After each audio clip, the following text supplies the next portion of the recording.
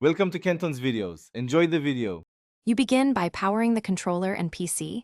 Plug a USB-C cable if battery is low, because wired first removes pairing complexity.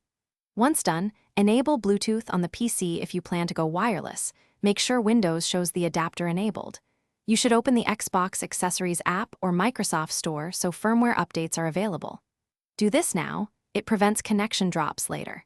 If using a wireless adapter, plug it into a USB 2.0/3 port and let Windows detect it automatically. You now pair the controller.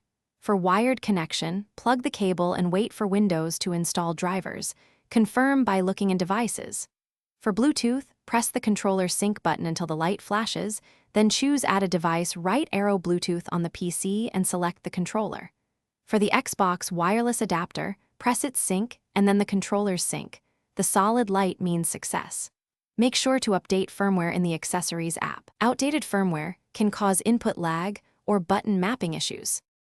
You finish by launching Forza Horizon 5 and enabling controller input within the game or Steam Big Picture. This ensures proper profile loading. Once in, calibrate steering and triggers, test vibration, and remap buttons if necessary, because default layouts might not match your preferences. If the controller doesn't respond, restart PC, try a different USB port, swap the cable, or repair via Bluetooth. Often updating the controller firmware solves persistent disconnects. One quick tip: disable. Thanks for watching. Consider subscribing if we helped you.